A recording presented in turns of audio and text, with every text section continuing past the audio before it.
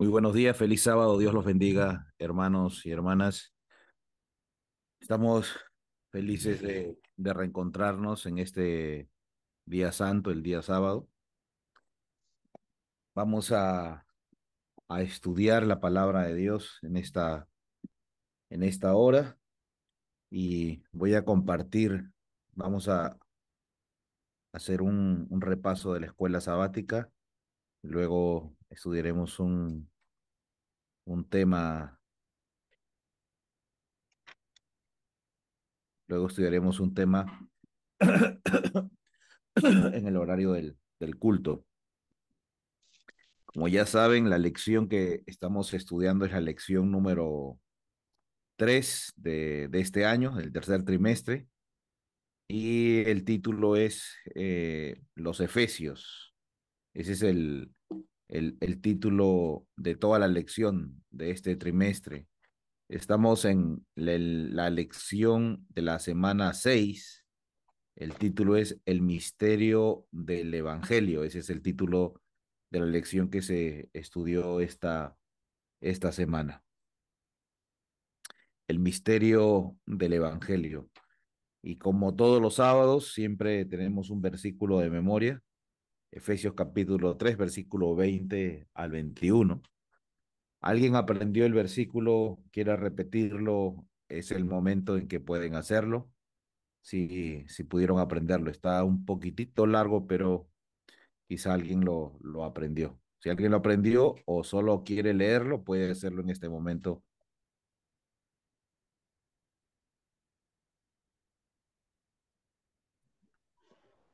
Feliz sábado, hermano Isaías, hermanos Pirus. Yo he intentado, bueno, aprendérmelo. Y aquel que es poderoso para hacer infinitamente más todo cuanto pedimos o entendemos por el poder que actúa en nosotros. A Él sea la gloria en la iglesia, en Cristo Jesús, en todas las generaciones, por los siglos de los siglos. Amén. Efesios 3, 20, 21. Muy bien, hermana, gracias. Estaba casi todo bien. ¿Alguien más aprendió el versículo? Yo, hermano, feliz sábado. Feliz sábado, hermana, adelante. Dice Efesios 3, 20 y 21. Y aquel que es poderoso para hacer todas las cosas mucho más abundantemente de lo que pedimos y entendemos, según el poder que Él actúa en nosotros. A Él sea la gloria en la iglesia de Cristo Jesús por todas las edades, por los siglos de los siglos. Amén. Amén. Gracias, hermana. No sé si alguien más quiere intentarlo. Efesios capítulo 3 versículo 20 al 21. Aquel que es poderoso para hacer infinitamente más que todo cuanto pedimos o entendemos, por el poder que actúa en nosotros, a Él sea la gloria en la iglesia y en Cristo Jesús en todas las generaciones, por los siglos de los siglos. Amén. Este es el versículo de memoria. Es el capítulo 3 el libro de Efesios. Quiero hacer un repaso muy breve de la lección para luego empezar con el estudio de esta mañana. El título del día domingo. Como ven, la lección del libro de Efesios toca cada uno de los capítulos de Efesios, versículo por versículo. Ahora entramos al capítulo 3 del libro de Efesios y vamos a estudiar estos subtítulos del día domingo. Por ejemplo, dice Pablo el apóstol a los gentiles preso. Pablo el apóstol a los gentiles preso. Ese es el título. ¿Recuerdan dónde fue apresado el apóstol Pablo? ¿Alguien recuerda dónde fue apresado? En En Roma, Roma, hermano, en Roma, Bueno, quizá para ser más exacto, ¿dónde fue capturado? en Roma, hermano. ¿Alguien tiene otra respuesta? en ¿Dónde fue Atenas. capturado? Él fue, se entregó en el, ¿cómo se llama? Con el rey Agripa, pero no me acuerdo el lugar.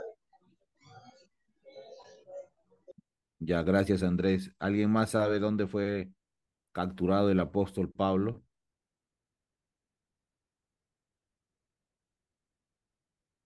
Él hizo un viaje a Jerusalén y es en Jerusalén donde él es capturado. Ahora, él es juzgado en Jerusalén. Los judíos que lo habían capturado querían condenarlo a muerte, pero el apóstol Pablo apela a ser juzgado en Roma por tener ciudadanía romana. Y es ahí donde empieza su travesía desde Jerusalén hasta Roma. Usted recordará el episodio del naufragio cuando él estaba en el barco siendo trasladado hacia Roma. Por eso el apóstol Pablo es apresado o capturado en Jerusalén y es llevado a Roma porque él apela a ser juzgado por las autoridades romanas, pues el apóstol Pablo era judío, de, de, de, de origen judío, pero tenía la ciudadanía romana. Así que él es llevado a Roma y es apresado en Roma por los romanos. ¿Ok? Fue capturado en Jerusalén, es llevado a Roma. Ahora, el apóstol Pablo estaba preocupado, pues el apóstol que hablaba de la paz, del amor, eh, estaba preso, estaba en reclusión. Y para ese entonces, en ese tiempo de la historia, el, el ser prisionero era una señal de vergüenza. Ahora, nosotros sabemos, hasta hoy en la actualidad, quizás el que alguien esté en la cárcel o haya sido llevado a alguna cárcel que ya salió, es un estigma, una señal que puede causar un poco de deshonor o vergüenza, ¿no? En el tiempo del apóstol Pablo, en el tiempo del apóstol Pablo, aún era peor. El ser prisionero estaba asociado a una vergüenza social extrema dentro del contexto cultural donde el honor y la vergüenza eran muy significativos. Así que algunos preguntaban, ¿cómo puede ser que Pablo, siendo apóstol y mensajero de Cristo, exaltado, ahora es un prisionero despreciado? ¿Por qué está preso el apóstol a los gentiles? ¿Por qué el gran predicador ahora eh, está encarcelado? ¿Por qué ha perdido la libertad? Y esa parece ser la preocupación del apóstol hablando a los efesios. Y por eso el apóstol se presenta no como un prisionero de los judíos, no como un prisionero de los romanos, sino que él presenta cuál es la causa por el cual está preso. Y lo presenta en el versículo 1 del capítulo 3, que es el capítulo en estudio. Por esta causa, yo, Pablo, prisionero de Cristo Jesús, por vosotros los gentiles. Miren lo que está diciendo el apóstol. Yo no soy preso de los judíos, tampoco soy preso de los romanos, sino que soy prisionero de Cristo Jesús. Es decir, que yo le sirvo a Jesús. Soy esclavo de Jesús, no solamente esclavo porque él se presenta en cartas como por ejemplo a los romanos y a los corintios como esclavo de Cristo, pero ahora se presenta a los efesios como prisionero de Cristo Jesús. Y él presenta el motivo, prisionero de Cristo por vosotros los gentiles. Lo que está diciendo el apóstol es que yo tengo esta prisión, tengo esta prisión por Cristo, pero el motivo es porque soy un predicador a los gentiles. Por estar predicando, ahora soy prisionero, pero soy prisionero por Cristo, es decir, por ser predicador, por haber entregado mi vida a Cristo. Si no me hubiera puesto a predicar, no estaría preso, estaría más tranquilo. Saben que el apóstol Pablo, cuando aceptó servir al Señor, en esa conversión maravillosa que tuvo camino a Damasco, el apóstol Pablo, dicen los estudiosos de la Biblia, los eruditos, de que era un joven muy, muy brillante y que se calcula que tenía por lo menos 3 doctorados. Tenía un futuro muy promisorio. Había sido ascendido a formar parte del Sanedrín. Había sido educado bajo los pies del más grande maestro que existía en ese entonces, que era el maestro Gamaliel. Tenía un futuro brillante si él seguía dentro del judaísmo. Pero él elige servir al Señor en ese encuentro. Le dice, Saulo, Saulo, ¿por qué me persigues? Y él pregunta, ¿quién eres? Y le dice, yo soy Jesús a quien tú persigues. Y él dice, ¿qué quieres que haga? Era un hombre convertido. Ahora, si Pablo no hubiera elegido seguir al Señor, no estaría preso. Quizás hubiera sido un hombre de influencia, un hombre de mucho poder, un hombre con muchas posesiones, un hombre rico, pero él elige profesar, seguir y predicar una fe que en ese tiempo era motivo de vergüenza. Hoy profesar el cristianismo no es motivo de vergüenza. De hecho, hoy el cristianismo está de moda. Muchos artistas de nuestra cultura profesan el cristianismo. Dicen, sí, yo soy cristiano, soy cristiana. Muchos cantantes de música secular, de música urbana, declaran seguir a Jesús, haberse convertido al cristianismo. Políticos influyentes en los Estados Unidos declaran ser cristianos. El cristianismo de hoy no tiene la señal y la marca del desprecio y la vergüenza que se tenía en ese entonces, porque decir ser cristiano en ese entonces era profesar seguir a un hombre que murió en la cruz, y la cruz era un símbolo de vergüenza. En la cruz moría solamente los más despiadados e inmorales criminales. Y entonces, como el apóstol Pablo y muchos discípulos de Cristo decían que seguían a un hombre que había muerto en la cruz. Era motivo de vergüenza.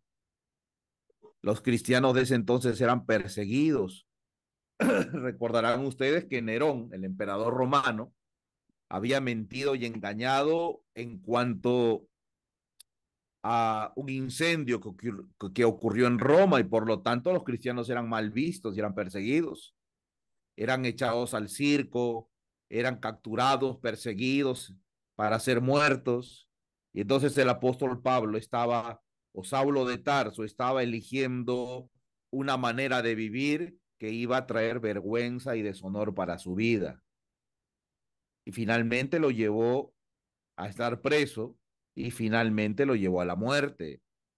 Y el apóstol Pablo está diciendo por eso, yo soy prisionero de Cristo Jesús, pero por causa de vosotros los gentiles. No precisamente que era su culpa, pero lo que está diciendo es porque yo elegí predicar el evangelio a ustedes, a los gentiles, porque viajo mi vida arriesgando y predicando. Y esas son las consecuencias que el apóstol recibió por elegir una vida tan dura de predicador. En la actualidad, el ser predicador, un pastor, un hombre, un joven que dedica su vida al ministerio, la iglesia, yo no digo que está mal, yo digo que está bien. La iglesia les da un lugar donde vivir, les apoya con diferentes beneficios que reciben, les dan un sueldo y viven más tranquilos. En ese entonces, el dedicarse a la obra del evangelio en una iglesia que recién se estaba organizando significaba a veces no tener para comer, ser perseguido, ser apresado, ser castigado, ser azotado, y ese es lo que eligió el apóstol Pablo. Pero el apóstol Pablo, a pesar de que eligió tener ese estilo de vida, ustedes encontrarán que él no vivía triste. Ustedes encontrarán que él no vivía lamentándose por la vida de persecución que le tocó vivir, por no tener un lugar donde vivir, porque el apóstol vivía viajando. De hecho, dentro de la experiencia o de la historia del apóstol Pablo, se encuentran los viajes misioneros que está totalmente delineado, las rutas que él siguió. Hizo 3 viajes misioneros y 4 viajes aún, porque también se le cuenta el viaje que donde él fue trasladado a Roma, donde él seguía testificando a pesar de ser preso por Jesús. Así que el apóstol Pablo, a pesar de estar prisionero, a pesar de haber recibido un mal por un bien, a pesar de eso, él no vivía entristecido. Él vivía diciendo, para mí el vivir es Cristo, el morir es ganancia. La sierva del Señor en el libro El Camino a Cristo dice, no es la voluntad de Dios que su pueblo esté abrumado por el peso de la congoja, de la tristeza. No es la voluntad de Dios de que los cristianos estén tristes, anden preocupados. Me contaba un jovencito, un muchacho que estaba buscando estudios bíblicos y que no había conseguido ninguno y estaba un poco triste. No es el propósito de Dios ese. Dentro de la vida cristiana podemos encontrar y vivir situaciones difíciles. Oramos por la conversión de padres, madres, familiares. A veces recibimos el desprecio por intentar predicar un evangelio sano, por intentar, no sé, llevar lo que hemos encontrado en la palabra de Dios, la sana doctrina. Y lo que se recibe a veces es persecución, desprecio, no son bien recibidos. Y a veces nos ponemos tristes y corremos el riesgo de resentirnos y victimizarnos. De hecho, muchas personas que pertenecen a movimiento de sostén propio viven resentidos por el trato que recibieron dentro de la iglesia organizada. Y ese es el móvil o el motivo por el cual ellos son muy duros y a veces atacan a la iglesia. No es que no los mueve el querer reformar, sino el resentimiento que se causó por el trato que recibieron. No es la voluntad de Dios que su pueblo esté abrumado por el peso de la congoja, de la tristeza, pero tampoco nos engaña. No nos dice, no temáis, no hay peligro en vuestro camino. Él sabe que hay pruebas y peligros y nos trata con franqueza. No se propone sacar a su pueblo de en medio de este mundo de pecado y maldad, pero les ofrece un refugio que nunca falla. Su oración por sus discípulos fue, no ruego que los quites del mundo, sino que los guardes del mal. En el mundo, dice, tendréis tribulación, pero tened buen ánimo. Yo he vencido al mundo. No te pido que los saques del mundo, sino que los guardes, dice la palabra. Y este es el mensaje de Jesús. El cristiano va a sufrir tribulación, pero en medio de la tribulación tiene un refugio, que es el Señor. Y eso es lo que deberíamos aprender de la experiencia del apóstol. El Señor no dijo, bueno, Saulo, te has convertido cristiano, ahora no vas a tener problemas, sino que el Señor permitió que Pablo viviese las dificultades, las penurias propio de la obra que él había elegido. Pero en medio de la tribulación el Señor promete que estará con nosotros. Y por eso dice, ten buen ánimo. Y este consejo va aún más allá de la obra misionera del apóstol Pablo, sino este consejo, esta exhortación va para todo problema de los cristianos, para toda situación que nos toca vivir, ya sea cuentas que pagar, problemas con la familia, decisiones que tomar. Siempre esa incertidumbre y esa ansiedad, esa problemática nos quita la paz y nos convertimos en personas que no reflejamos el gozo, la paz y el amor. Y lo que está diciendo la experiencia del apóstol y el consejo de Jesús es, ten buen ánimo, todo va a estar bien. Si eres cristiano, todo va a estar bien. Si hay dificultades porque el Señor nos quiere dar una lección, todo va a estar bien. Ten buen ánimo, no te preocupes, tú me entregaste tu vida, yo te voy a dirigir.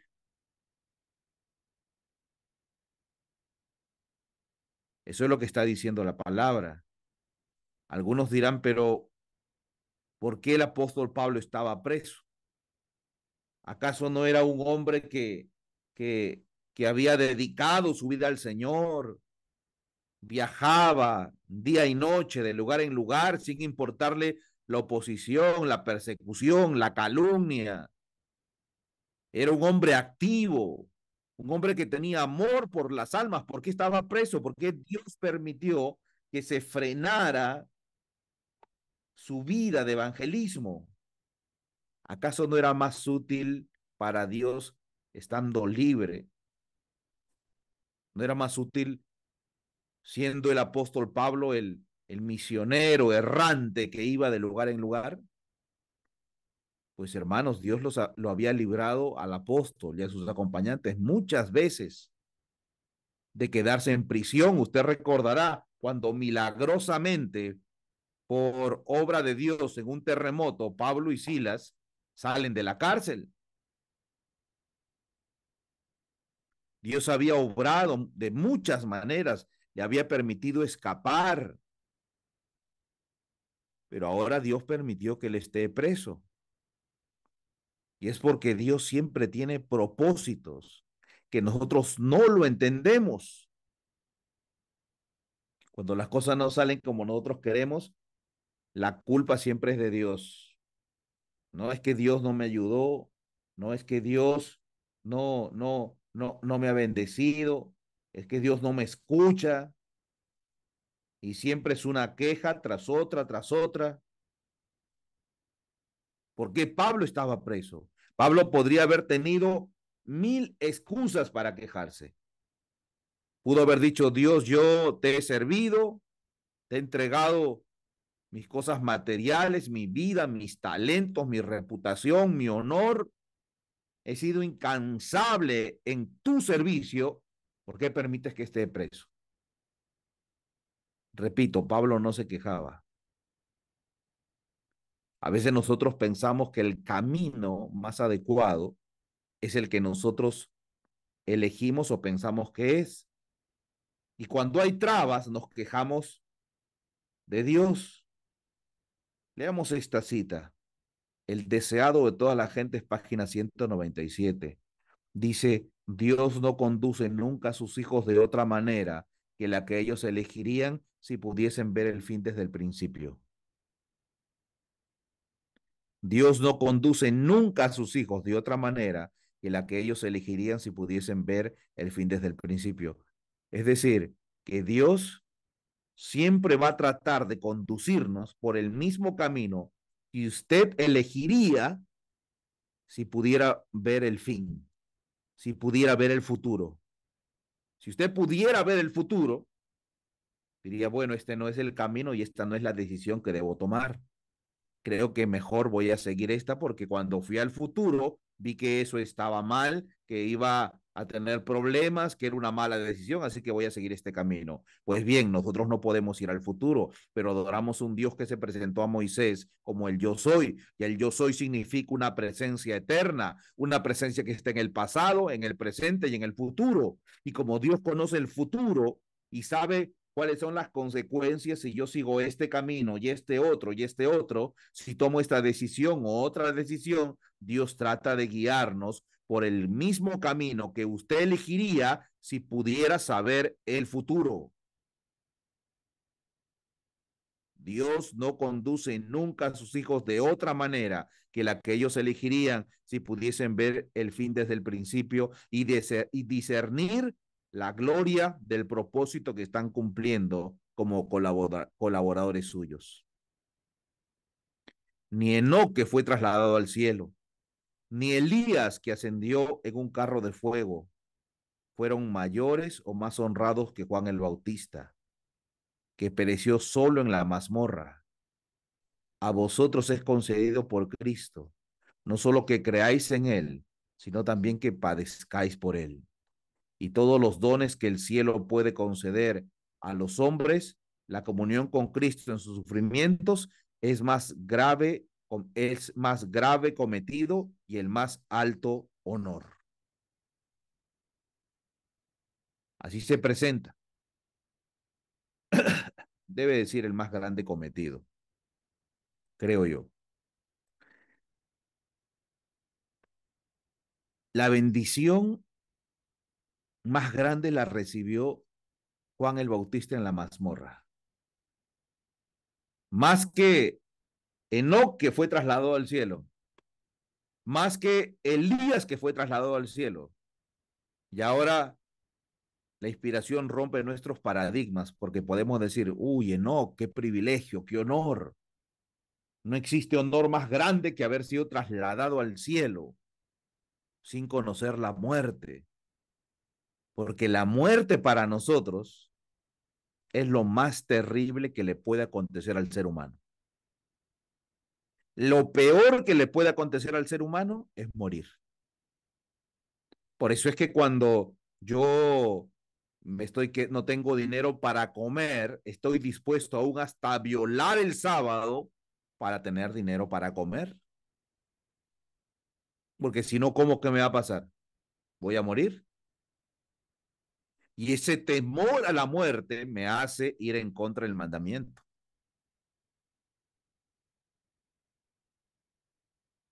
Entonces, cuando nosotros buscamos que nuestro cuerpo físico no sea afectado, es porque queremos estar bien.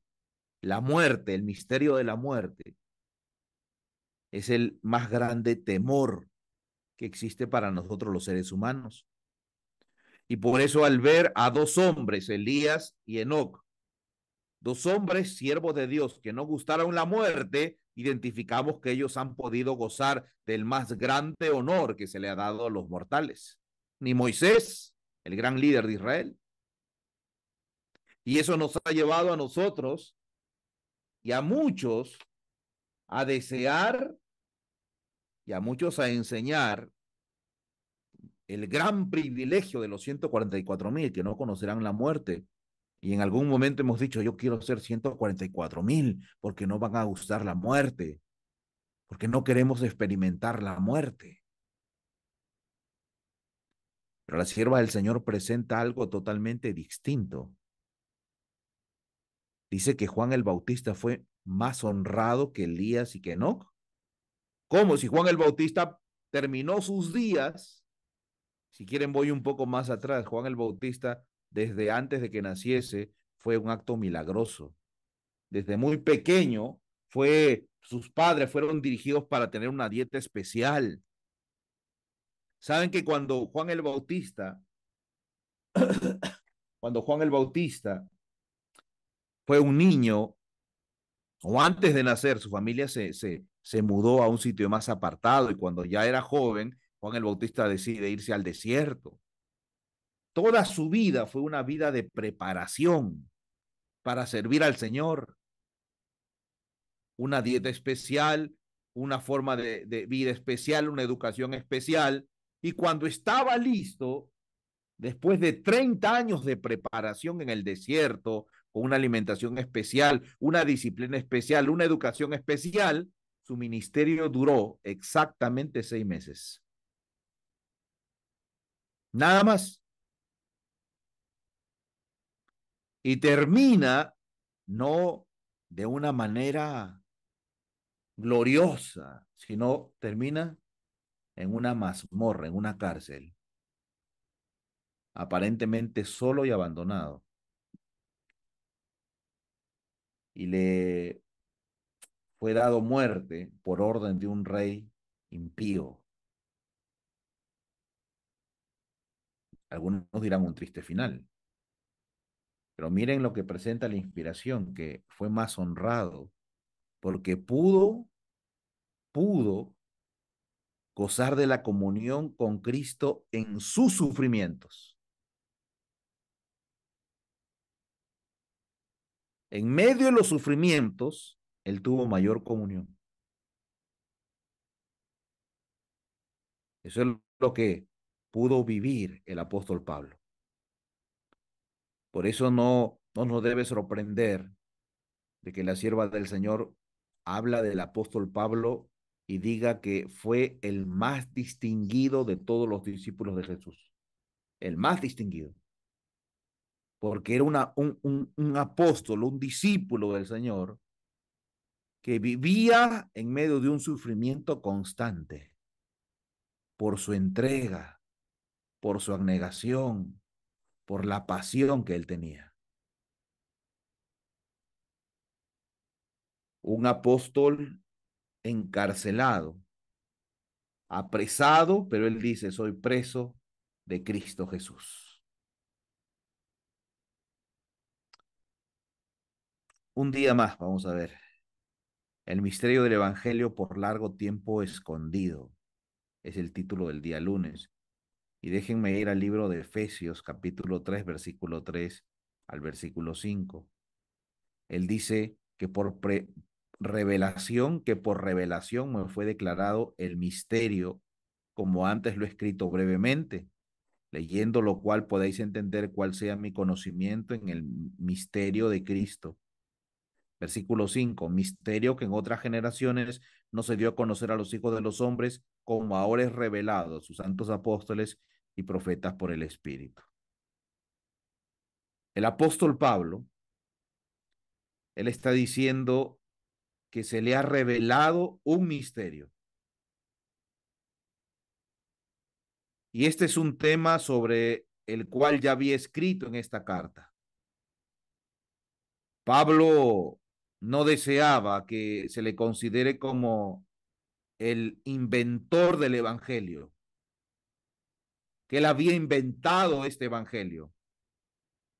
Él no estaba diciendo, miren, yo lo inventé, yo lo entendí, yo fui el único medio que Dios está utilizando para traer este evangelio a la tierra. Él está diciendo, es un misterio que me fue revelado. Él está reivindicando un misterio dado por Dios para que sea proclamado.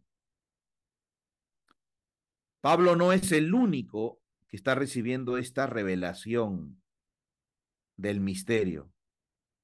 Por eso es que él dice en la parte final del versículo 5, ya revelado a sus santos apóstoles y profetas por el Espíritu. Está diciendo que este misterio ya había sido revelado antes y que él solamente está proclamando este misterio. Yo no soy el único, está diciendo. Yo no soy la única fuente.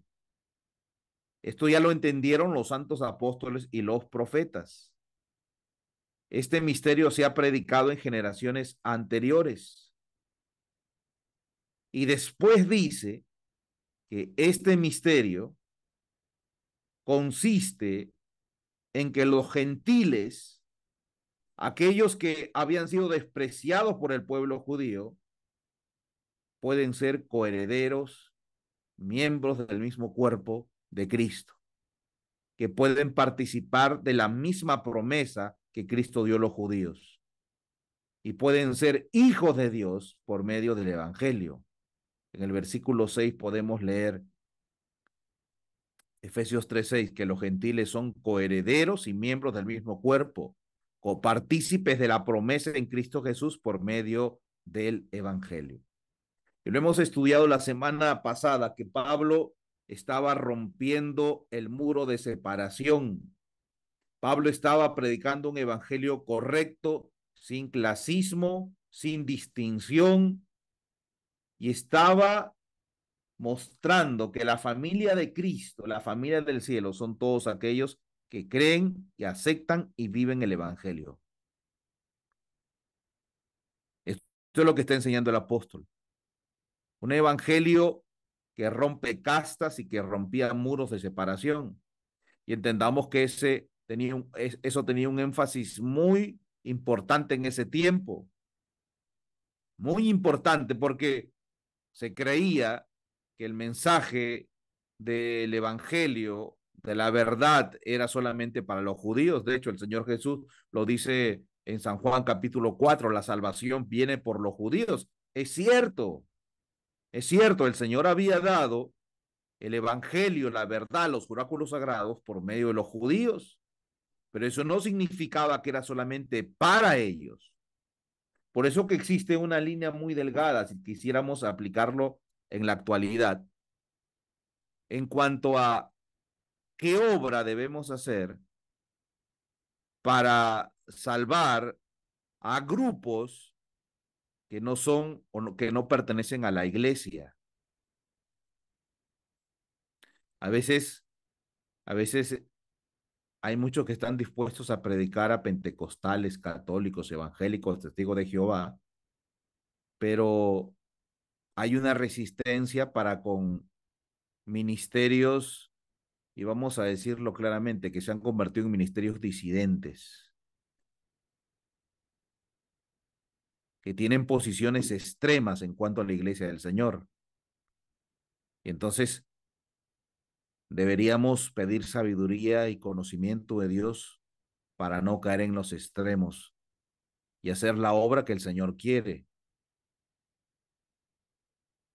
Saben, Pablo se sentía y tenía mucho gozo al compartir estas verdades. Pablo no hacía distinción y el propósito de su vida era predicar este misterio de salvación. Quiero leer una cita, Hechos de los Apóstoles, página 295, donde él dice, donde la sierva del Señor dice, el corazón de Pablo ardía de amor por los pecadores. Y yo no sé, hermano, si esta ha sido su oración. Cuando usted lee la experiencia del apóstol Pablo, es una reprensión constante para los cristianos. Para mí lo es. Porque el apóstol Pablo, tanto en la Biblia como en el Espíritu de Profecía, es caracterizado como un hombre en quien ardía su corazón por amor a las almas. Si queremos poner un ejemplo de un misionero, es el apóstol Pablo. Si queremos tener un ejemplo humano de entrega, es el apóstol Pablo. Si queremos poner un ejemplo de un hombre que trabajaba a tiempo y fuera de tiempo, es el apóstol Pablo. Si queremos poner el ejemplo de un hombre que hallaba gozo en medio de las tribulaciones, es el apóstol Pablo. El corazón de Pablo ardía por amor, de amor por los pecadores. Yo le pido al Señor que esa sea nuestra experiencia,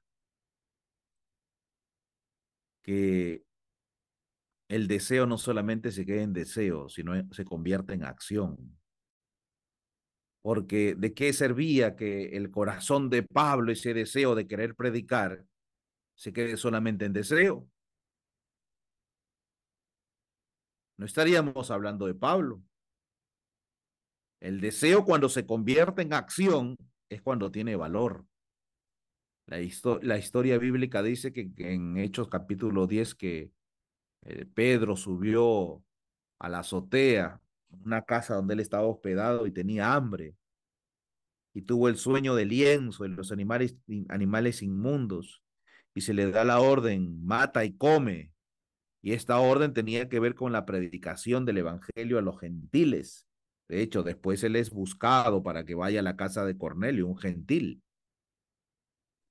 La sierva del Señor dice que esa hambre que tenía Pablo no solamente era una hambre física, sino que tenía hambre por predicar el evangelio.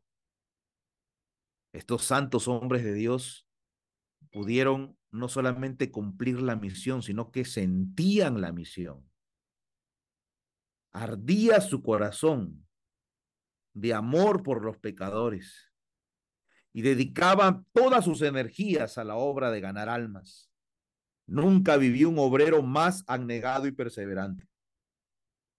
Las bendiciones que recibía las consideraba otras tantas ventajas que debía usar para bendición de otros. No perdía ninguna oportunidad de hablar del Salvador o ayudar a los que estaban en dificultad.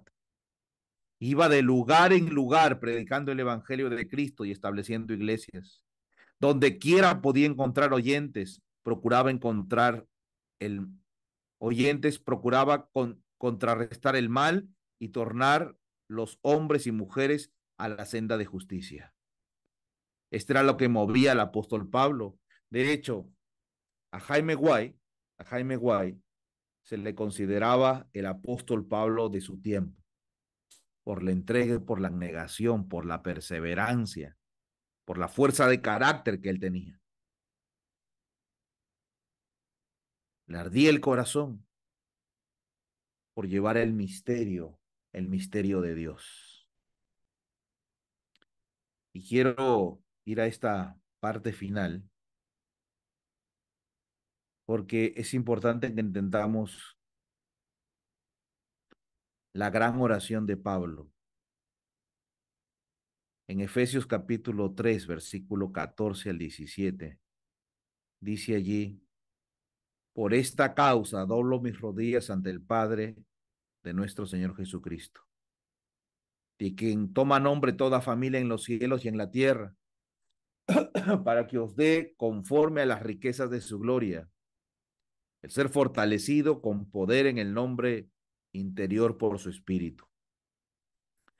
Ser fortalecidos con poder en el hombre interior con su espíritu, para que habite Cristo por la fe en vuestros corazones, a fin de que arraigados y cimentados en el amor. Sigue diciendo un poco más. La oración de Pablo era de que Cristo habite en los corazones de los hombres. En otras palabras, la oración de Pablo era de que experimentasen la conversión. Este era el mayor deseo del apóstol. Que los gentiles que en otro tiempo estaban apartados de Dios, de la iglesia de Éfeso, formen parte de la familia de Dios. ¿Y cómo llego a formar parte de la familia de Dios? Cuando Cristo habita por fe en mi corazón, es decir, cuando experimento el nuevo nacimiento. Formo parte de la familia de Dios. Quiero leer una cita final de Obreros Evangélicos, página 60. Obreros Evangélicos, página 60. Pablo llevaba consigo la atmósfera del cielo.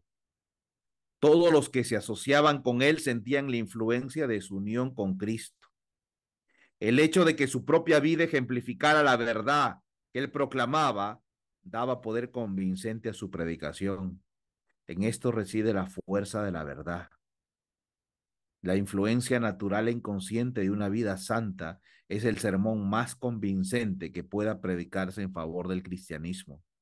Los argumentos, aun cuando sean incontestables, pueden provocar tan solo oposición, mientras que un ejemplo piadoso tiene un poder al cual es imposible resistir completamente. La obra del apóstol Pablo el deseo de la conversión del corazón se fortalecía y se hacía realidad más por lo que vivía que por los argumentos que podía predicar en favor del cristianismo. Su vida era un sermón y era el argumento más poderoso para la conversión del corazón. Y por eso del éxito que él ha tenido en su obra. La obra que el apóstol Pablo tenía era exaltar a un hombre que se creía que había sido muerto en una cruz.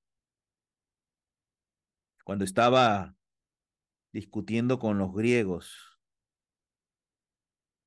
la sierva del Señor dice, ¿cómo podría Pablo convencer a estos griegos de que por medio de la aceptación y el conocimiento de Jesús, el hombre puede ser exaltado? Porque los griegos buscaban la exaltación de la humanidad por medio del conocimiento intelectual. Ellos creían que por medio del conocimiento intelectual el hombre se puede volver más inteligente, culto, educado, y así hacer de los seres humanos un ser mejor. Buscaban el crecimiento por medio del conocimiento, pero el apóstol estaba diciendo que el hombre puede crecer moralmente por medio de su aceptación en Cristo. Un hombre que creían que había sido muerto y clavado en una cruz. Y esta es la obra del apóstol Pablo. Y el éxito radica en que él no solamente decía, por medio de Jesús puede ser exaltado, sino que él mismo era un ejemplo de eso. La gente podía notar que era un hombre de gran conocimiento, de gran preparación. Sin embargo, era un hombre humilde. Su vida testificaba que lo que él predicaba podía ser verdad. Y por eso, hermanos, existe mucho fracaso en nuestra obra, porque hablamos de la salvación, hablamos del amor, de la paz, hablamos de que el Señor Jesús puede transformar y quiere transformar nuestras vidas. ¿Y cuántas personas se preguntarán si Él habla tanto de eso, por qué Él no ha sido transformado? Y entonces aquí hay algo diferente de lo que decimos con lo que predicamos. No porque seamos unos pecadores empedernidos, unos hipócritas, unos sinvergüenzas, pero si hablamos de la cruz y de la paz y del gozo que puede llevar la cruz, eso es lo que tenemos que testificar. Y por eso la vida de Pablo era una vida ejemplificada. Dios nos ayude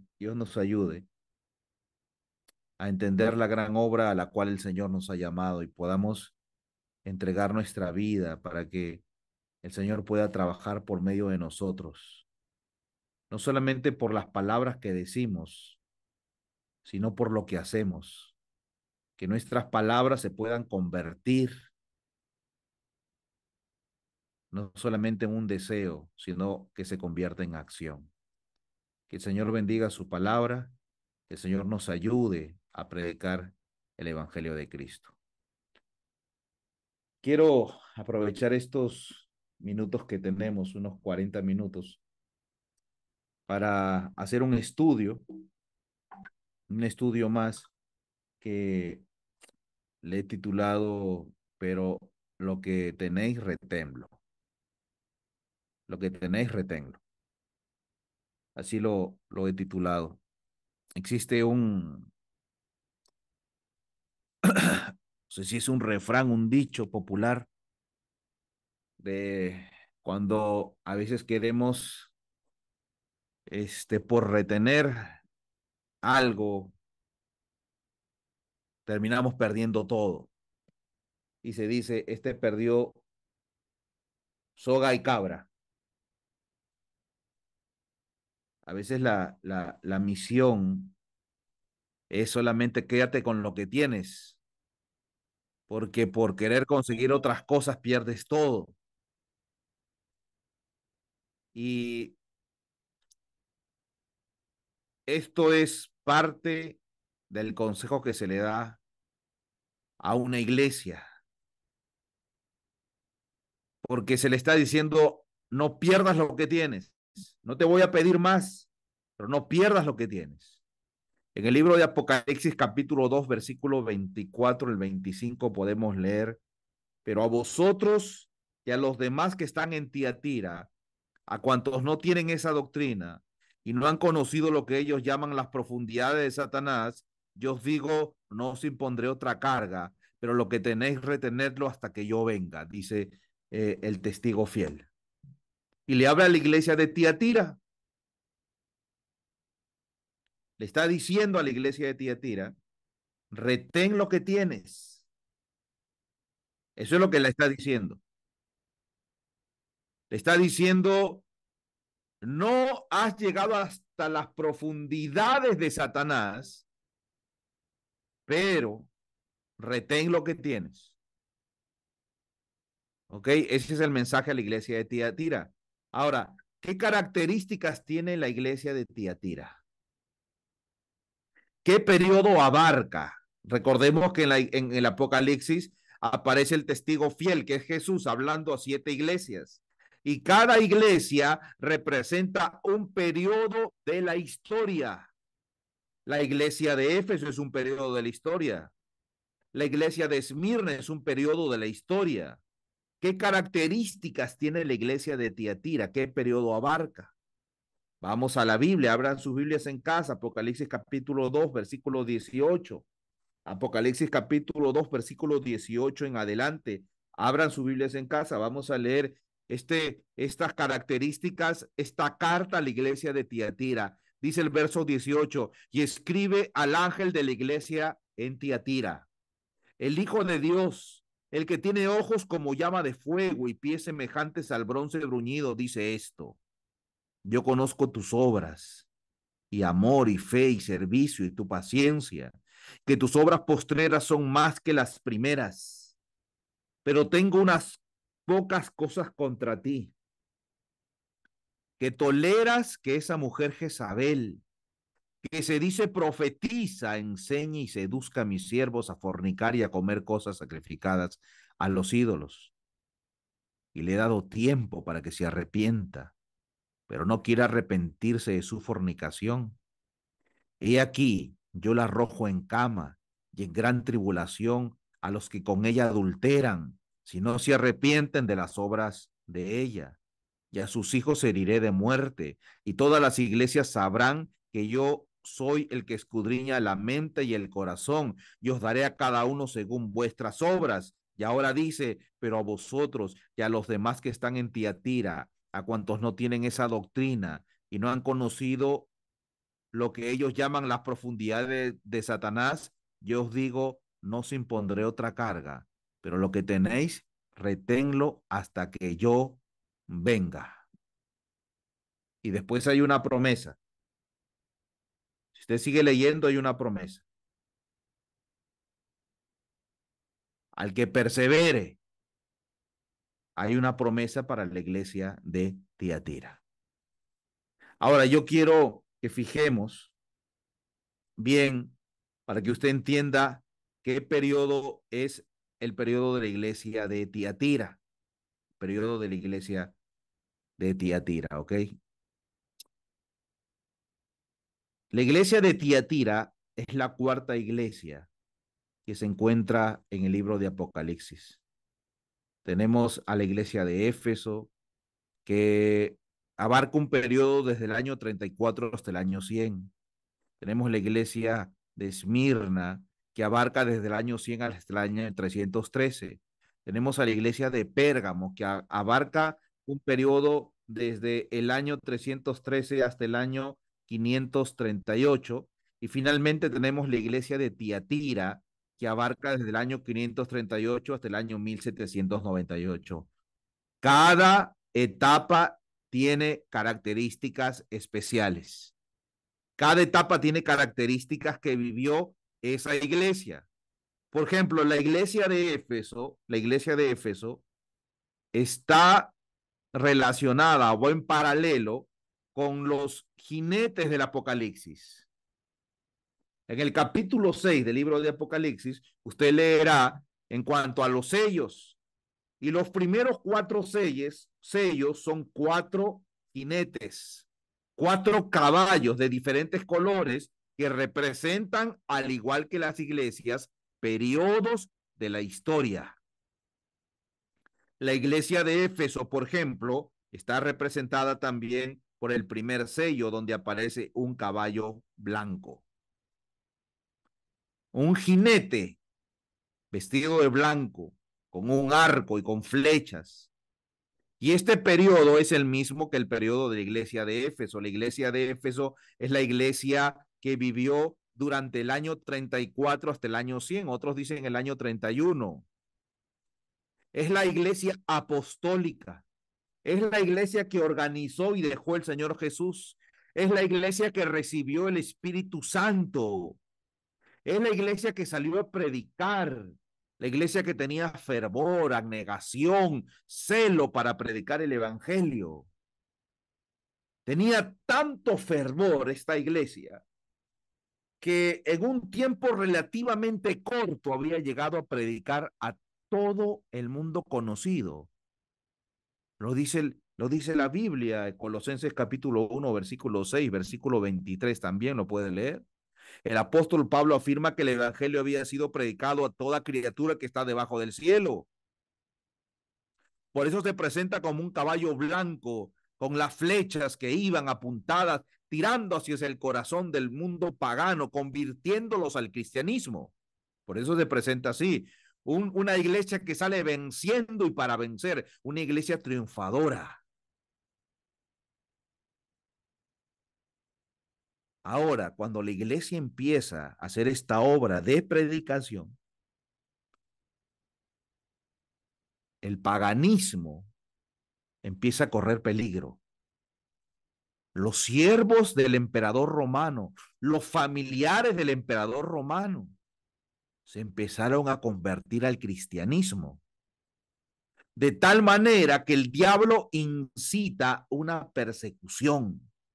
Y es aquí donde entramos al segundo periodo de la iglesia, que es Esmirna, y que es representado en los sellos como un caballo bermejo, un caballo rojo, representa la persecución.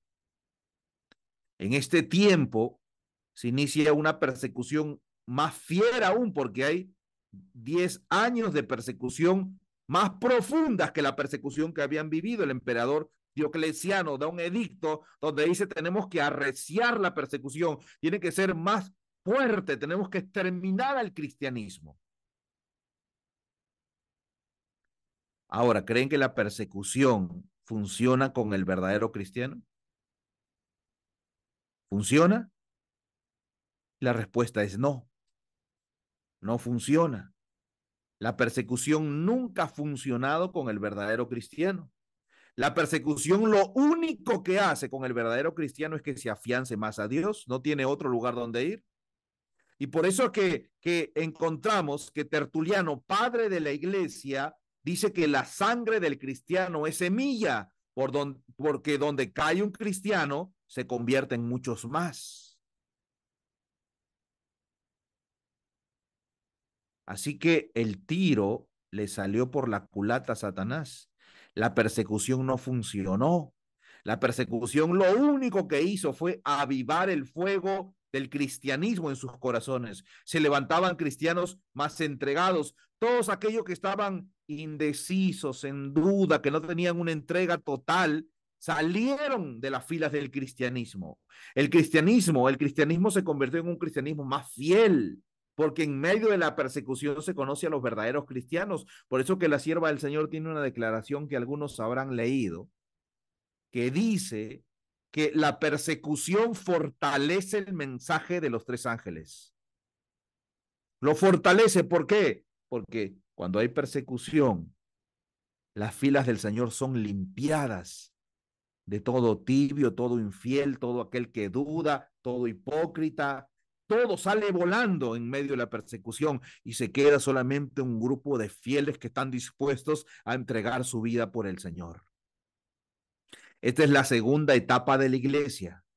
La primera es la iglesia de Éfeso, donde hay conquista. La segunda es una etapa de persecución, la iglesia de Esmirna, simbolizado por el caballo bermejo. Pero entramos al año 313, donde se da un edicto de tolerancia, el edicto de Milán, donde se presenta en la escritura el caballo negro. Es una época de apostasía, porque ahora el cristianismo que había sido perseguido, ahora es tolerado. Por eso se llama edicto de tolerancia, el edicto de Milán. Un año antes, Constantino se había convertido al cristianismo. Ahora el cristianismo es popular. Ahora los artistas son cristianos para traerlo al futuro. Políticos cristianos. Ahora llevan camisetas de cristianos. Ahora no hay vergüenza ni persecución por ser cristiano. Y esto propicia que en el cristianismo ocurra una infiltración. Se empieza a bajar las normas del cristianismo con un propósito digno, entre comillas, pues se quería que los paganos se conviertan al cristianismo. Y muchos cristianos pensaron que si seguían sus normas altas, los paganos no entrarían a la iglesia. Así que dicen, hay que rebajar las normas de la iglesia para que los paganos se conviertan y entren a nuestras filas. La infiltración. Constantino guía el paganismo para que pueda infiltrarse dentro del cristianismo. Y esto prepara, hermanos y hermanas, prepara el camino para el caballo amarillo, el caballo pálido. La palabra amarillo que se utiliza en el libro de Apocalipsis es geirolos. Y esa palabra geirolos significa amarillo como de muerte. El color que toman las personas que han muerto es ese color que tenía ese caballo. Y lo que está representando es muerte. Pues después de haber sido una iglesia que estaba conquistando, después de haber sido una iglesia perseguida pero fiel, sufrió uno de los más grandes males. La inspiración dice que en comparación a esto, a la infiltración que sufrió, la persecución, el destierro y la muerte eran males menores. Pues fue la infiltración del paganismo lo que finalmente causó la caída de la iglesia. Muerte. Y esa es la iglesia de Tiatira. Y este periodo se inicia en el año 538. La iglesia de Tiatira, a quien se le dice que toleras que esa mujer Jezabel. La expresión nicolaitas, balamitas, simbolizan un profundo avance de la apostasía dentro del cristianismo. Pero en el Antiguo Testamento, Jezabel era un símbolo del más grande y degradante adulterio del pueblo de Dios con sus vecinos paganos. Durante este periodo de la iglesia de Tiatira, la Biblia es sustituida por tradiciones humanas. Se abre la puerta a una gran idolatría, a la superstición, las indulgencias, la adoración de las reliquias. La iglesia de Tiatira es el periodo de la iglesia papal. Déjeme leerle lo que dice el libro Conflicto de los Siglos, página 47. Poco a poco, primero solapadamente y a hurtadillas, y después con más desembozo conforme iba cobrando fuerza y dominio sobre el espíritu de los hombres, el misterio de iniquidad hizo progresar su obra engañosa y blasfema. De un modo casi imperceptible, las costumbres del paganismo penetraron en la iglesia cristiana. El advenimiento de la iglesia romana al poder marcó el principio de la Edad Media. A medida que crecía el poder de la iglesia papal, las tinieblas se hacían más densas. La conversión nominal de Constantino a principios del siglo IV causó gran regocijo y el mundo, disfrazado con capa de rectitud, se introdujo en la iglesia. Desde entonces la obra de la corrupción progresó rápidamente. El paganismo que parecía haber sido vencido vino a ser el vencedor. Página 57 del mismo libro. Mas el apogeo del papado fue la medianoche del mundo. Las sagradas escrituras eran casi desconocidas, no solo de las gentes, sino de los mismos sacerdotes.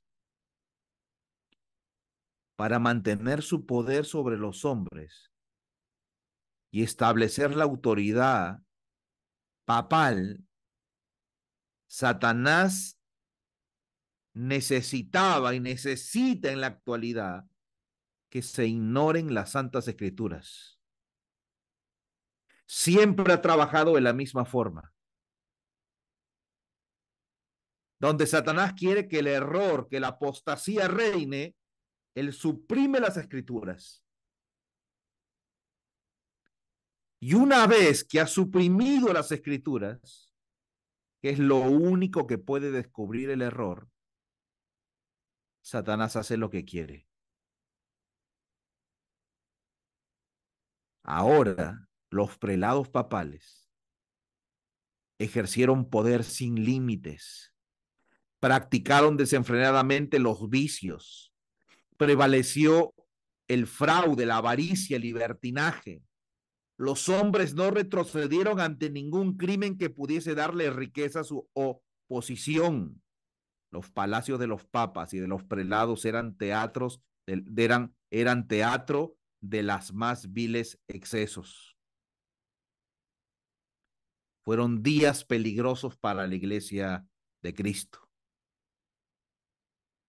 Eran muy pocos los que sostenían la fe. Y a veces parecía que la superstición, que el error, que el engaño iban a prevalecer completamente y que la verdadera iglesia iba a ser exterminada y desarraigada de la tierra. Algunos de los pontífices reinantes se hicieron reos de crímenes tan horrorosos que los gobernantes civiles tuvieron que procurar deponer a dichos dignatarios de la iglesia como monstruos demasiado viles para ser tolerados.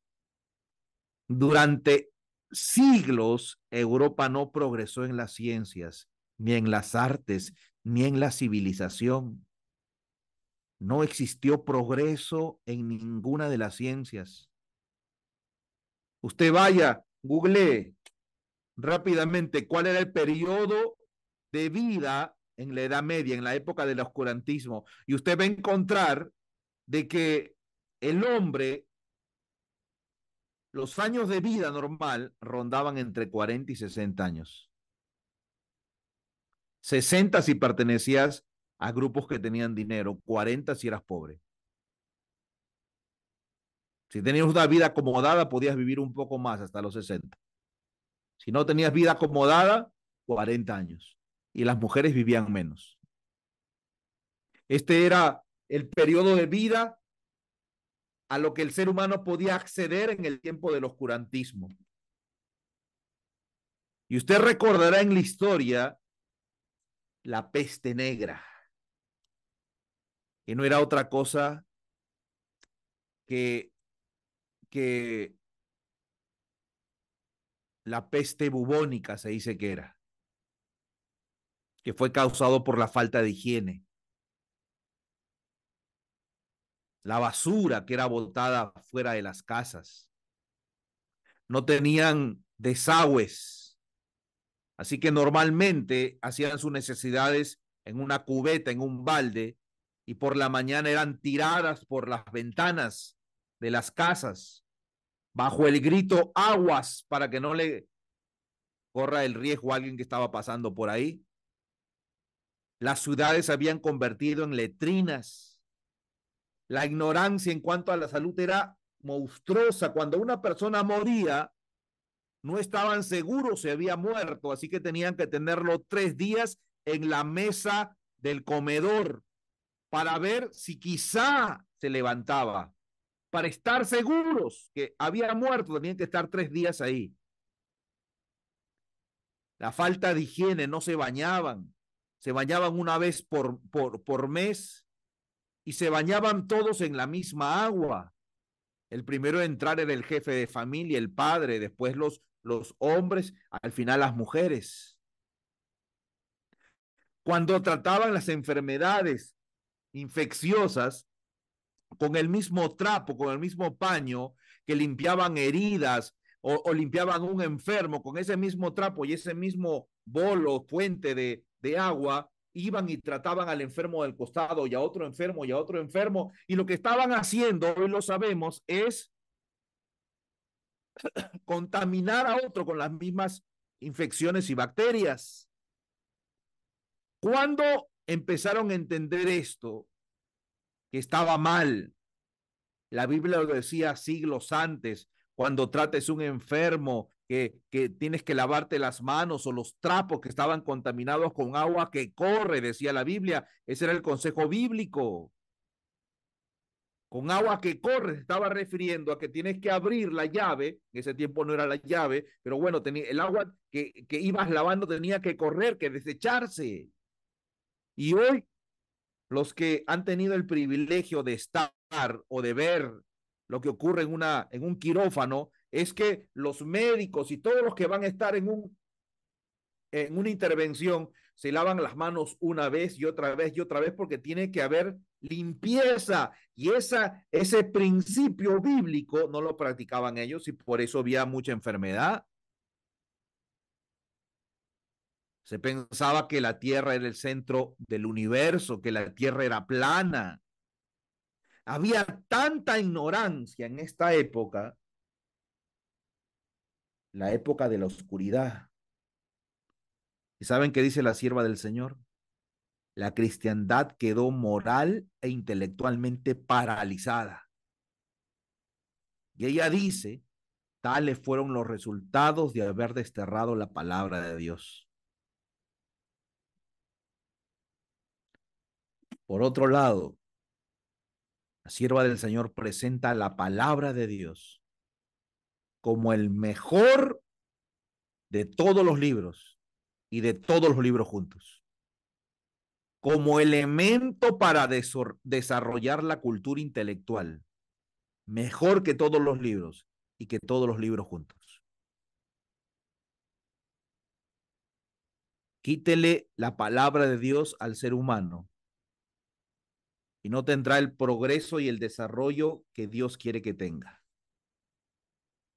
Tales fueron los resultados de haber desterrado la palabra de Dios.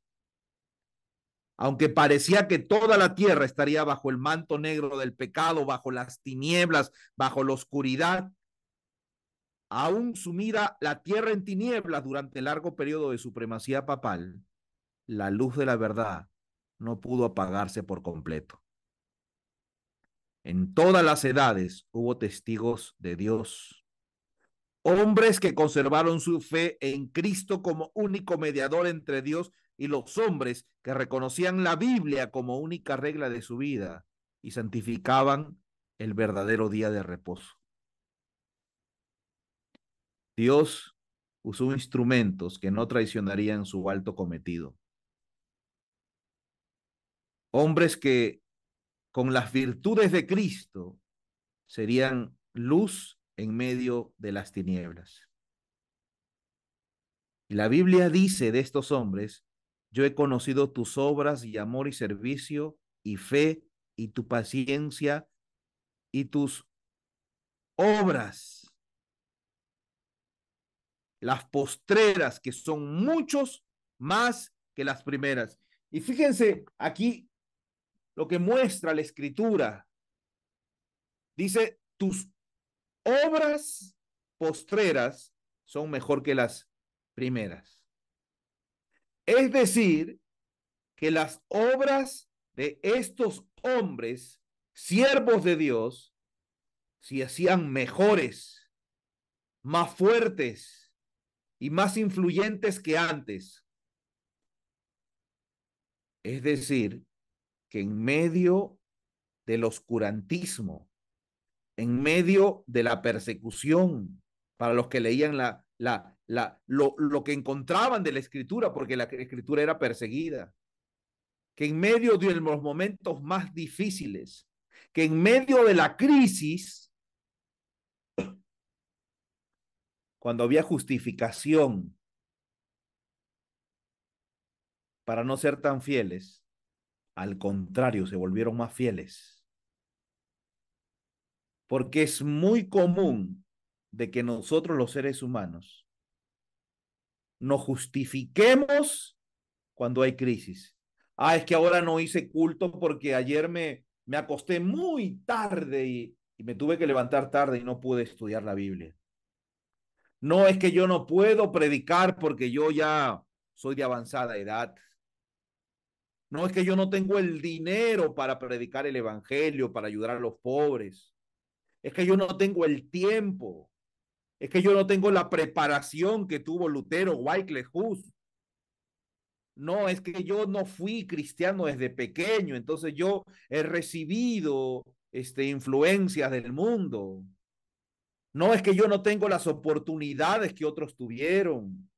No es que estoy enfermo, es que estoy enferma. Excusa tras excusa y tras excusa. Pero ahora la Biblia rompe otro paradigma. Está diciendo que cuanto más difícil es el momento en que vivimos, deberíamos ser más fieles.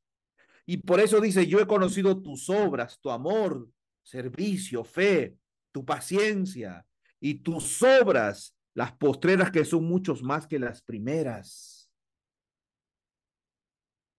En medio de la crisis, en medio de las carencias, estos hombres sobresalieron, fueron mejores que antes, fueron más fieles que antes, pues las carencias, pues las necesidades que sufrimos no deberían ser una excusa para no ser más fieles.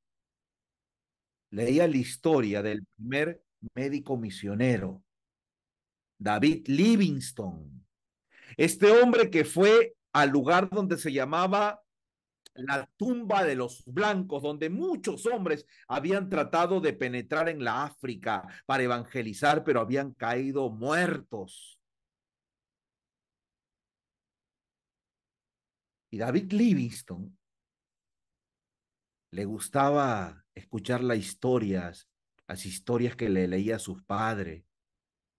Y desde muy pequeño le gustó saber un poco de ciencia. Y él empezó a trabajar en un molino donde se dedicaba a hilar telas, a transformar el algodón en hilo. Y mientras él trabajaba, muy jovencito, él a los 14 años, se ponía a estudiar. Mientras trabajaba con el pie en esa máquina de hilar, tenía un libro, un diccionario de ciencias donde él iba aprendiendo. Tenía un diccionario de hebreo también donde él iba aprendiendo algunas palabras. Desde muy pequeño él se iba educando y a medida que se educaba, estudiaba y ahorraba dinero para que después con eso estudiara medicina y tal como lo había planificado lo logró y se convirtió en un médico. Cuando se convirtió en un médico fue y predicó a gente en el África que moría por la fiebre amarilla. Y él descubrió que con, quizá me estoy equivocando cómo se llama, la quinina creo que se llama. Él descubrió que poniéndole una dosis más alta podían combatir la fiebre amarilla.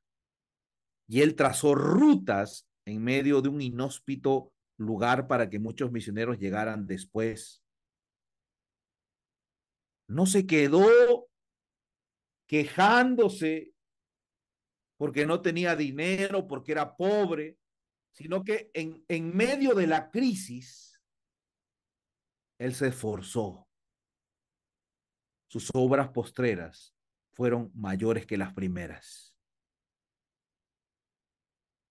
Hace un tiempo atrás, en medio de una recepción del sábado, yo les compartía la historia del cangrejo rojo. El cangrejo rojo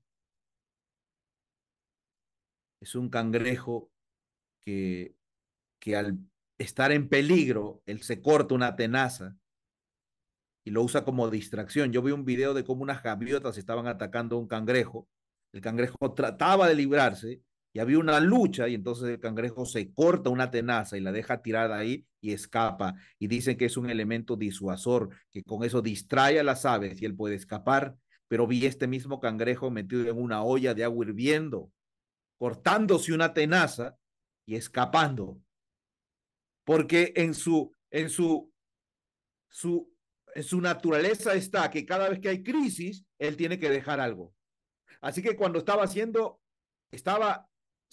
hervido, y este video usted lo puede ver, lo puede googlear, está en esa olla de agua hirviendo y en medio de la crisis, su naturaleza es córtate la tenaza y huye, y él se corta la tenaza y huye. No se da por vencido, no se echa a llorar. Y esta era la característica de los siervos de Dios en medio de la iglesia de Tiatira. Hay carencias, claro que sí. Hay persecución, claro que sí. No está la palabra de Dios. Parece que la iglesia va a ser desarraigada de la tierra, que va a desaparecer, pero tus obras postreras son mucho mayores que las primeras. Son mejores. Tus obras últimas, leí en una versión de la Biblia que decía, sobrepujan a las primeras. La crisis sacó lo mejor de ellos, no se quejaron, no se justificaron, mejoraron en medio de la crisis. Y déjeme hablarle para entrar a la recta final de algunos hombres. John Wycliffe, Juan Hus, Martín Lutero, hombres que se caracterizaron por ser fieles en medio de la crisis. Ahora, no eran hombres perfectos, no eran hombres que podríamos decir, oh, estos hombres sí que eran santos, que no tenían error, intachables. ¿Saben qué se dice de estos hombres en ese tiempo? Dice Apocalipsis 2, 24 y 25, pero vosotros y los demás que están en Tiatira, a cuantos no tienen esta doctrina, la doctrina de Jezabel, y no han conocido lo que ellos llaman las profundidades de Satanás, os digo, no os impondré otra carga, pero lo que tenéis, retenedlo hasta que yo venga. Miren lo que le está diciendo. Ustedes no se han entregado a la apostasía de Jezabel. Ustedes no tienen esa doctrina. Ustedes no han ido hasta esas profundidades de Satanás. Las profundidades de Satanás simboliza la vivencia apóstata que vivían los sacerdotes, los prelados y el pueblo en general. No han caído hasta las profundidades de la apostasía reinante. Eso es lo que está diciendo, las profundidades de Satanás.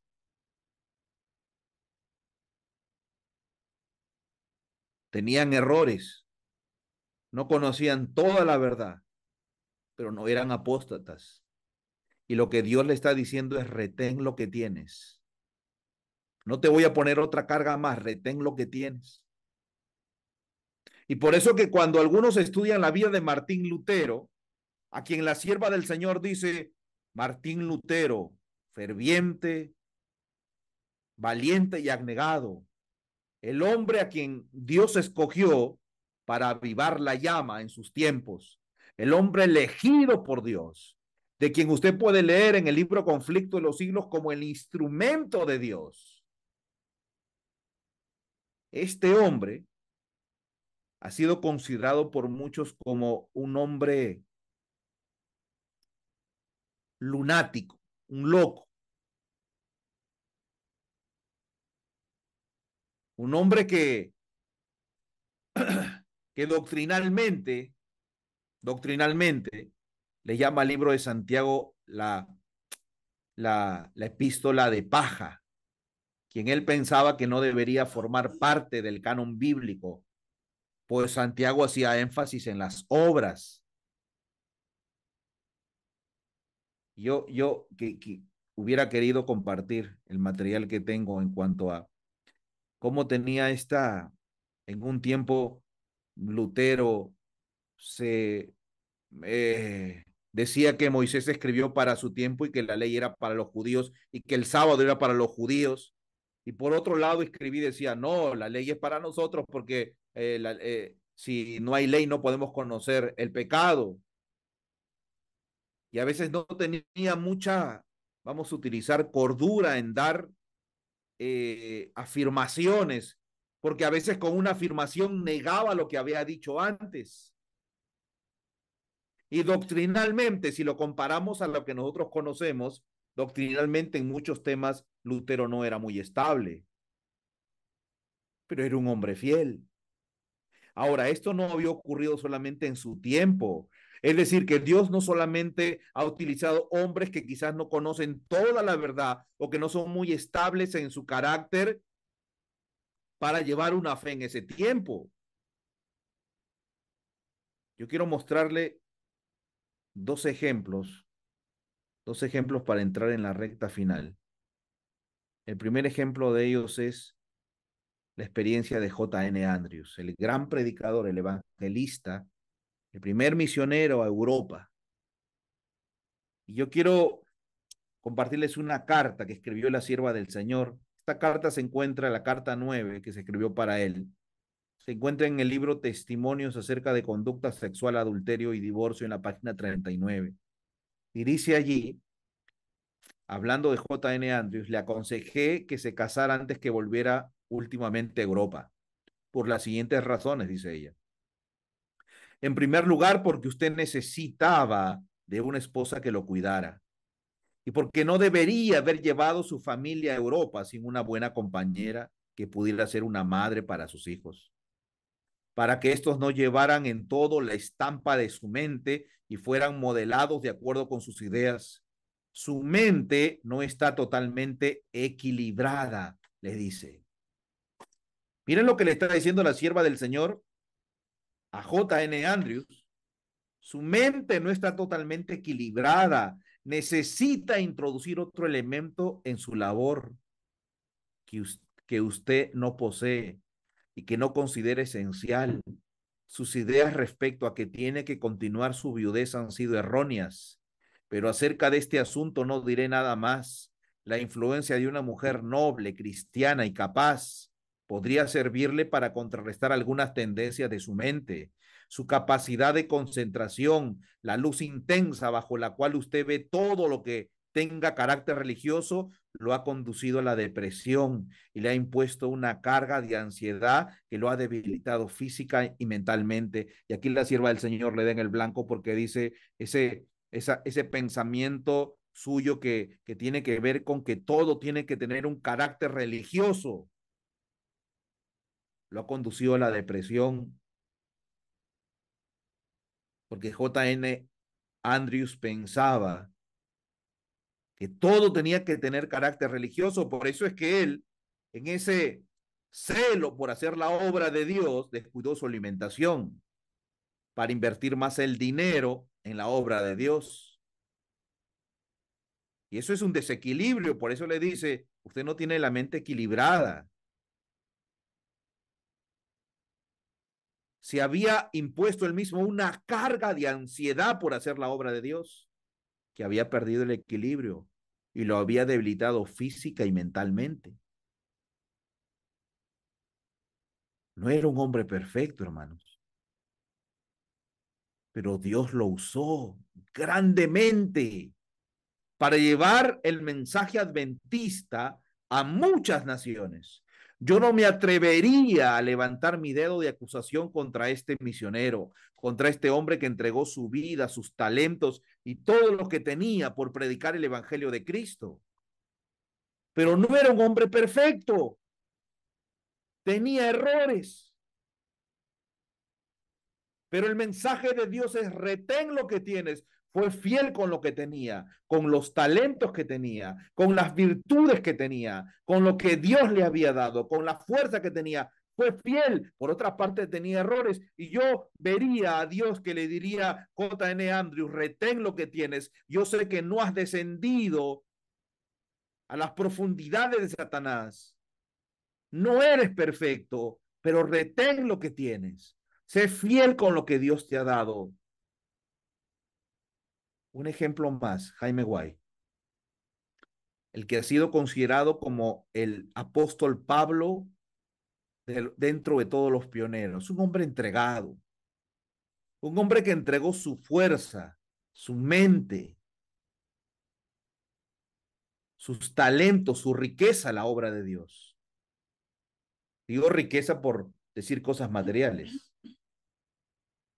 Jaime Guay, quien caminaba 13 kilómetros todos los días para hacer el primer periódico adventista, La Verdad Presente, quien trabajaba cortando hierba para juntar dinero para publicar este periódico. Le pagaban 87 centavos de dólar por cada media hectárea de corte de hierba.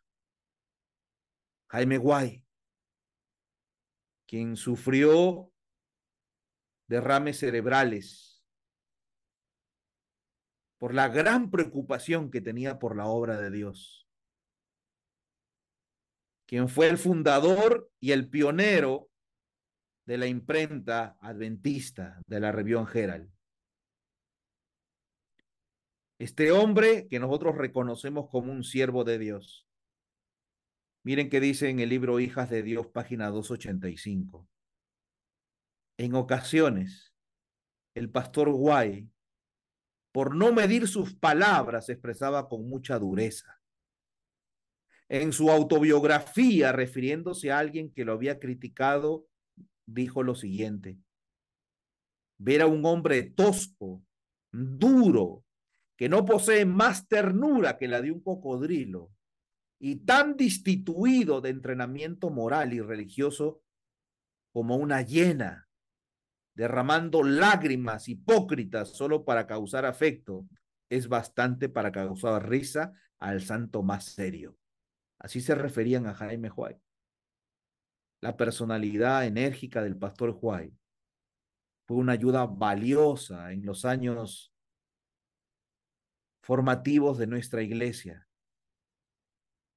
Con las visiones de su esposa, ellos comenzaron la obra de publicaciones. Fue muy útil para los inicios de nuestra iglesia. Pero tenía errores, hermanos. Tenía errores. Errores en el carácter. Dice un poco más: a veces en medio de su enfermedad, Jaime Guay comprendía que sus acciones no habían estado en armonía con sus buenas intenciones. En 1879 le escribió a su hijo Guillermo y a su nuera Mari. Le dijo: quisiera llamar la atención de ustedes en un asunto de seria importancia. Queridos hijos, probablemente he errado en decir cosas muy hirientes al escribir acerca de los errores de mentes jóvenes. Mi naturaleza es desquitarme cuando soy puesto bajo tensión sin medida. desearía ser un hombre mejor. Y repito, hermanos, no eran perfectos. Eran hombres semejantes a pasiones como las nuestras. ¿Por qué Dios los usó? ¿Por qué Dios usó estos hombres? Podría ir más atrás. Podría hablar del apóstol Pedro en la epístola a los Gálatas, en el capítulo 2, como Pedro fingía y Pablo lo reprende cara a cara por la hipocresía que estaba teniendo el apóstol Pedro, porque cuando estaba con los gentiles, él les predicaba y andaba con ellos, pero cuando venían los judaizantes, se apartaba de los gentiles y se juntaba solamente con los judíos, y el apóstol Pablo lo reprendió por esa actitud. No eran perfectos, hermanos. ¿Por qué Dios los usó?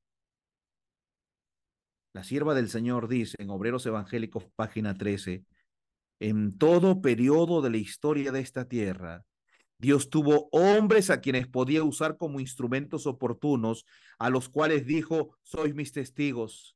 En toda edad tuvo hombres piadosos que recogieron los rayos de luz que fulguraban en su senda y hablaron al pueblo las palabras de Dios. Enoc, Noé, Moisés, Daniel y la larga lista de patriarcas y profetas, todos fueron ministros de justicia, no fueron infalibles, eran hombres débiles, sujetos a hierro, pero el Señor obró por su medio a medida que se entregaban a su servicio. A medida que ¿qué? Que se entregaban a su servicio. ¿Qué es lo que quiere Dios? Entrega. ¿Entrega de qué? De lo que tengo, de lo que soy. Pero tengo, ¿qué es lo que yo tengo? Tengo nada. Soy nada, dicen algunos. Pues eso entrega a Dios. Si Dios te dio 5 talentos, entrégale los 5 talentos. Si te entregó 2 talentos, entrégale los 2 talentos. Si te entregó un talento, entrégale ese solo talento. Si te entregó medio talento, entrégale ese medio talento, el cuarto de talento, el 1% de talento, pero entrégale al Señor lo que Él te dio. Entrega. No tengo dinero para dar a los pobres. Dale lo que tienes. 10 soles, 5 soles, un sol. 10 centavos, pero 10 centavos me da vergüenza, diría alguien. Si tan solo la viuda pobre hubiera pensado como pensamos a veces, no se habría escrito de ella.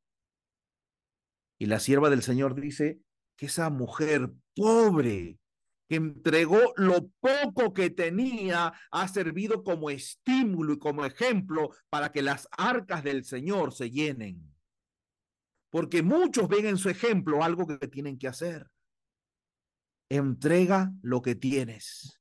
Entrega lo que tienes.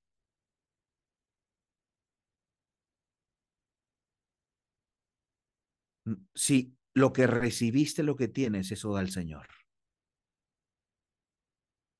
Lo que recibiste, lo que tienes, retén lo que tienes. Retén lo que tienes. Dios no te pide más. Lo que tienes hoy, oportunidades, eso dale. Privilegios, pocos, eso tienes que darle al Señor. Sé fiel con lo que tienes. No digas, bueno, es que yo no tengo mucho para dar, no puedo predicar. Puedes hablar, eso dale al Señor. Intenta predicar con lo que tienes. Intenta dar con lo que tienes.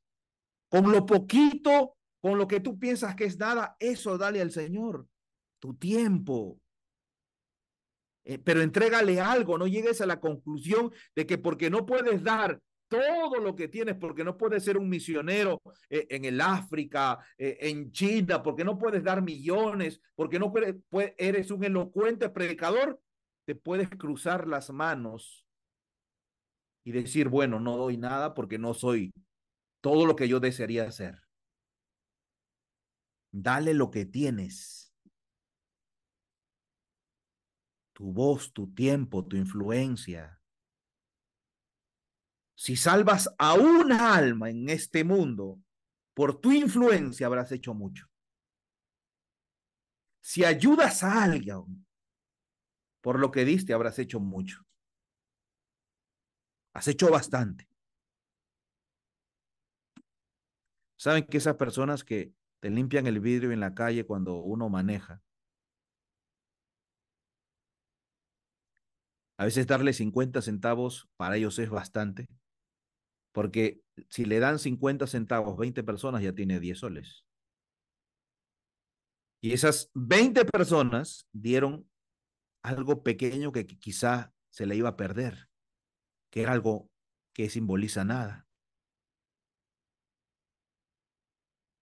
Da lo que tienes, retén lo que tienes, que no te lo quiten. No llegues a la conclusión que por no tener cosas grandes tienes excusa de no dar, de no hacer, de no decir. Dios nos va a pedir cuenta por nuestro tiempo, por nuestra voz, por nuestra influencia, por lo que escribimos, por el talento de escribir,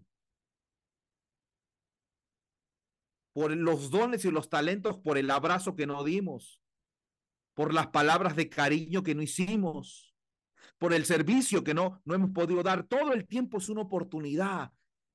A mi esposo, a mi esposa, a mi hijo, a mi hija, a mi padre, a mi vecino, todo el tiempo es una oportunidad de escribir, de hablar, de hacer, de influenciar.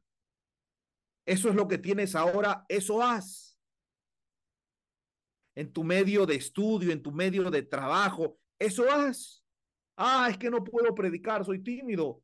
Predica con tu vida.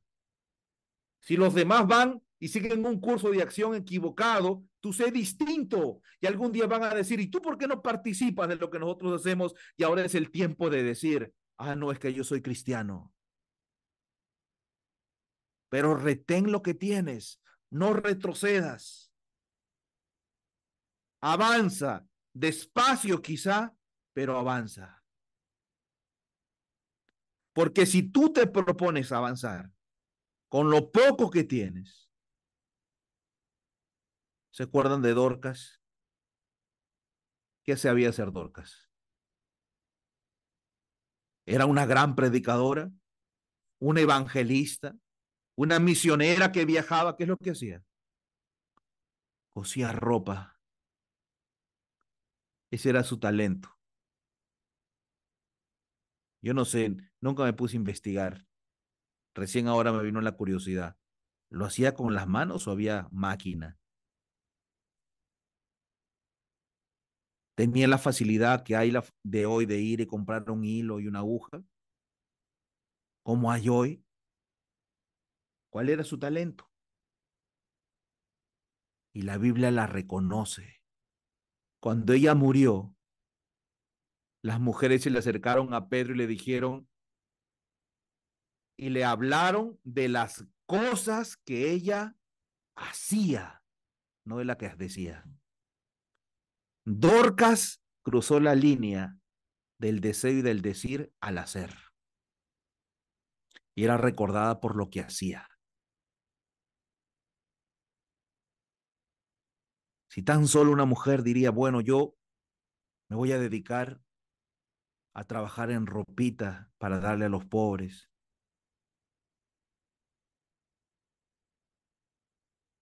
Retén lo que tienes, es el consejo.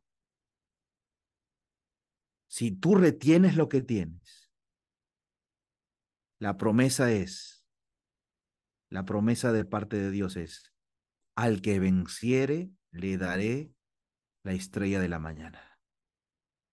¿Quién es la estrella de la mañana? ¿Quién es la estrella de la mañana? El Señor Jesús.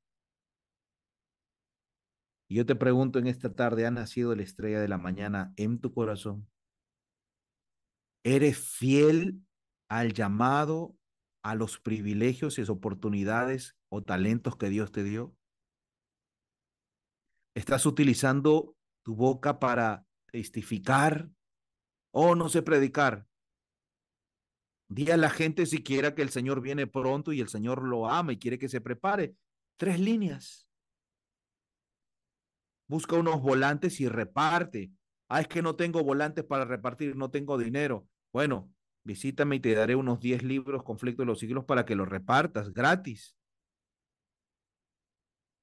Pero algo tenemos que hacer, porque si somos fieles a lo poco que el Señor nos dio, no busques ser perfecto recién para hacer la obra. Hazlo ahora y en medio de ser fiel a los dones, privilegios y oportunidades, te irás perfeccionando y al que venciere le daré la estrella de la mañana. Cuando yo sea fiel a la parte que me toca, el Señor Jesús nacerá en mi corazón. ¿Cuántos quieren decirle, Señor, perdóname? Porque tú has puesto oportunidades, privilegios delante de mí y no los he usado bien. Señor, perdóname porque tú me has dado la capacidad de pensar, la capacidad de hablar y no he testificado por ti. Perdóname porque no soy un discapacitado que vive sentado en algún lugar y no puede movilizarse solo, sino que yo tengo la fuerza para caminar, para hacer, pero no he hecho nada por ti. Perdóname, Señor, porque tú me diste el don de saber leer y no leo tu palabra. Me diste el don de la música y no lo uso para tu gloria. Me diste el don de amar, pero estoy pensando más en mí mismo, porque estoy enterrando mis dones. No entierres tu don, no entierres tu talento. Siempre, una vez que escuché esta frase, se me grabó y la creo.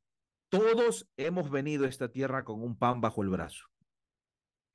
Todos tenemos un talento. Nadie puede decir yo no tengo nada que dar, mi vida es un fracaso. No, tu vida no es un fracaso. Puedes y debes darlo para el Señor. Mientras hay vida y esperanza y podemos cumplir nuestras metas, podemos cumplir nuestros sueños, solamente tenemos que creer y con el poder y la gracia de Cristo tenemos que obrar. ¿Quién quiere decirle, Señor, perdóname? Quiero empezar hoy. Quiero creer hoy que puedo. No importa la edad que tengas. No importa las oportunidades que despreciaste. Empieza hoy. Dile, Señor, te entrego mi corazón, las pocas fuerzas que me quedan, el poco intelecto que me queda, pero te lo doy a ti y el Señor lo transformará y te lo entregará perfeccionado, enriquecido, para que le sirvas. Si alguien quiere decirle, Señor, ayúdame a entregarte mi vida, mi corazón, levante la mano donde está. Dígale, Señor, reaccione, usted conoce cómo es este medio. Puede decirle, Señor, utilízame. Quiero rendirte los años que me quedan, la fuerza que me queda, pero quiero entregártelo por completo. Toma mi corazón y mi vida. Que Dios bendiga las manos que se levantan y que el Señor nos use. Él está dispuesto, nos ama como un padre ama a su hijo. Nos ama de manera tan profunda, con un amor que no lo podemos entender. Y por eso dejó en todas las historias y las parábolas el Señor Jesús historias de amor, porque quiere convencernos que tenemos un Padre que nos ama, que cuando tú piensas que estás solo, no estás solo, tienes un Padre que te ama, que cuando estás en la incertidumbre de las decisiones, tienes un Padre que te ama, que te va a acompañar, que te dice, todo va a estar bien, no te preocupes, todo va a estar bien.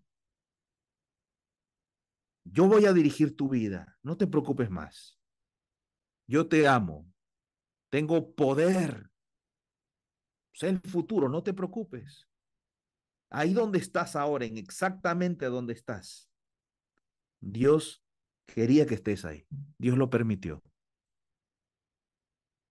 Y Dios quiere trabajar contigo desde el lugar donde estás. Ya sea enfermedad, ya sea un lugar, ya sea soledad, fracaso, incertidumbre, dudas. Ahí Dios quiere trabajar contigo. Yo te invito a ponerte de rodillas, vamos a orar para decirle al Señor que tome nuestro corazón y nuestra vida. Ponte de rodillas, vamos a hacer una oración final para terminar el culto de esta mañana. Padre Santo, tú conoces, Señor,